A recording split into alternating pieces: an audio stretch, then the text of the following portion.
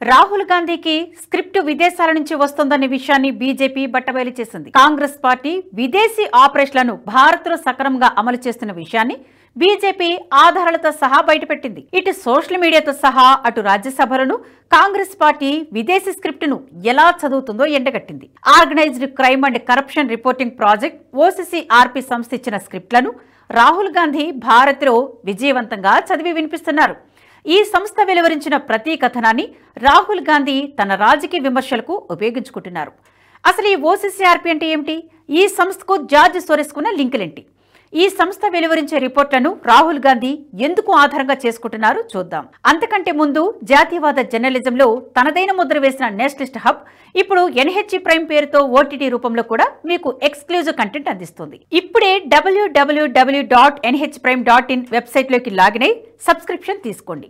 జాతీయవాద జర్నలిజాన్ని ప్రోత్సహించండి. ఓసీసీఆర్పీ సంస్థ ఏ కథనాన్ని వెలువరించినా రాహుల్ గాంధీ దీన్ని తన అస్త్రంగా ఉపయోగించుకుంటున్నారు. ఈ సంఘటనను ఓసారి పరిశీలిద్దాం.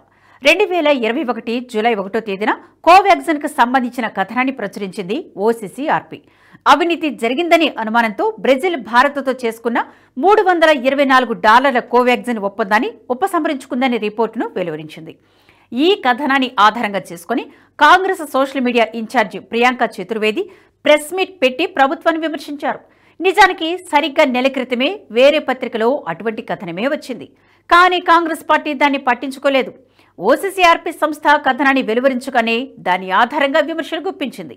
ఇక 2023 ఆగస్టు 31న ప్రచురించిన మరో కథనంలో 2013 నుంచి 18 వరకు అదానీ గ్రూప్ కంపెనీల షేర్ల విలువలను గణనీయంగా పెంచారని ఓసీసీఆర్పీ ఆరోపించింది. అందుకోసం మారిషస్కు చెందిన అజ్ఞాత పెట్టుబడి సంస్థలను ఉపయోగించి అదానీ సంబంధికులు రహస్యంగా లక్షల కోట్ల పెట్టుబడులు పెట్టినట్లు ఓసీసీఆర్పీ తెలిపింది. దీని ఆధారంగా చేసుకుని రాహుల్ గాంధీ ప్రభుత్వం పైన అదానీ పైన తీవ్ర విమర్శలు గుప్పించారు. అయితే వీటిని అదానీ గ్రూప్ తీవ్రంగా ఖండించింది. జార్జ్ సోరెస్ నిధులతో నడుస్తున్న కొన్ని ఫండ్లు విదేశీ మీడియాలోని ఓ విభాగం మద్దతుతో చేసిన మరో కుట్రగా దీనిని అభివర్ణించింది. 2021 జూలై 3 నుంచి 18వ తేదీ వరకు ఓసీసీఆర్పీ పెగాసస్ హ్యాకింగ్ పై పలు కథనాలను వెలువరించింది. సరిగ్గా 19వ తేదీ నుంచి కాంగ్రెస్ ఈ అంశాన్ని తన రాజకీయ అవసరాలకు ఉపయోగించుకోవడం మొదలుపెట్టింది. ఈ సంస్థ వెలువరించిన రిపోర్టులను ఆధారంగా చేసుకుని కాంగ్రెస్ పార్టీ ఏకంగా పార్లమెంటు సమావేశాలను స్తంభింపచేసింది. ఈ అంశం సుప్రీంకోర్టు దాకా చేరుకోగా 2022 ఆగస్టులో పెగాసస్ హ్యాకింగ్ అనేది ఒట్టి ఆరోపణలు మాత్రమేని, దీనికి ఎటువంటి ఆధారాలు లేవని తీర్పునిచ్చింది. ఈ సంస్థ కేవలం అదానిపైనే కాదు, భారత మైనింగ్ దిగ్గజం వేదాంతను లక్ష్యంగా చేసుకుని కూడా గతంలో ఆరోపణలు గుప్పించింది. కరోనా విజృంభిస్తున్న సమయాన్ని ఆసరగా తీసుకుని వేదాంత రహస్యంగా నిబంధనలకు తూట్లు పొడిచేందుకు యత్నించినట్లు పేర్కొంది. మహమ్మారి మాటిన పర్యావరణ నిబంధనలను సడలించేలా రహస్య లాబింగ్ నిర్వహించినట్లు ఆరోపించింది. వేదాంత ప్రతిపాదించిన మార్పులను భారత ప్రభుత్వం ఆమోదించినట్లు ఓసీసీఆర్పీ ఎలాంటి ఆధారాలను బయట పెట్టకుండానే ఆరోపించింది. అక్రమ పద్ధతుల ద్వారా వాటిని అమలు కూడా చేసినట్లు తెలిపింది. కొత్తగా ఎలాంటి పర్యావరణ అనుమతులు లేకుండా మైనింగ్ కంపెనీలు తమ ఉత్పత్తిని 50% పెంచుకునేలా వేదాంత రహస్యంగా లాబియింగ్ నడిపినట్లు పేర్కొంది. అయితే ఓసీసీఆర్పీ వెలువరించే రిపోర్టులన్నీ సరిగ్గా పార్లమెంటు సమావేశాలను చూసుకునే వెలువరిస్తుంది. దీని ద్వారా పార్లమెంటు సమావేశాలను స్తంభింపజేసేందుకు కుట్రలు పన్నుతుంది. ఇందుకు భారత విపక్ష నేత రాహుల్ గాంధీ కూడా మద్దతిస్తున్నారు. అయితే ఈ సంస్థ వెలువరించే రిపోర్టులనే రాహుల్ గాంధీ ఫాలో అవడానికి ఓ కారణం కూడా ఉంది. అదే డీప్ స్టేట్. నిజానికి ఓసీసీఆర్పీ సంస్థకు డీప్ స్టేట్తో ప్రత్యక్షంగానే సంబంధాలున్నాయి. ఈ సంస్థ పెట్టుబడుల్లో 40% జార్జ్ సోరెస్కు చెందిన ఓపెన్ సొసైటీ ఫౌండేషనే ఉంది. ఓసీసీఆర్పీ సంస్థ ఇప్పటి వరకు అమెరికా నుంచి $47 మిలియన్ పొందినట్లు అంచనా. అదే సమయంలో యూరప్ దేశాల నుంచి కూడా $14 మిలియన్ పొందింది. ఈ సంస్థ 2014లో మొదలవగా 2023 మధ్య వరకు వార్షిక బడ్జెట్ను యాక్సెస్ చేస్తే ఈ విషయం తేటతెల్లమైంది.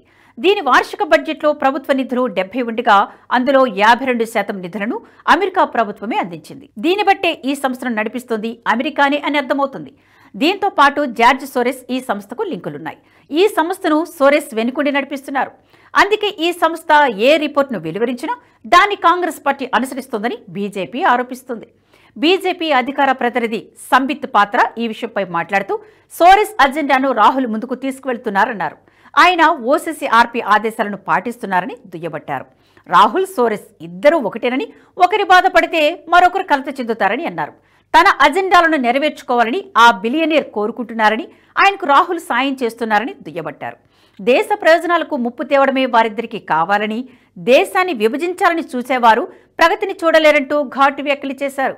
అంతేకాదు, రాహుల్ గాంధీని ఉన్నత స్థాయి ద్రోహి అనడంలో ఎటువంటి సందేహం లేదని సంబిత్ పాత్ర విమర్శించారు. ఇప్పటికైనా కాంగ్రెస్ పార్టీ మారుతుందో లేక తన కుట్రలు తేటతెల్లమైన అదే పంథాను కొనసాగిస్తుందో తెలియాలంటే వేచి చూడాల్సిందే. ఈ వీడియో మీకు నచ్చినట్టయితే లైక్ చేయండి, 10 మందికి షేర్ చేయండి. అలాగే కామెంట్ల రూపంలో మీ అభిప్రాయాలను మాతో పంచుకోండి. Nationalist hub group of channels ను సబ్స్క్రైబ్ చేసుకుని తెలుగునాట జాతీయవాద జర్నలిజాన్ని ప్రోత్సహించండి. ఈ వీడియో కింద ఉన్న బెల్ ఐకాన్ పై క్లిక్ చేయడం మర్చిపోవద్దు.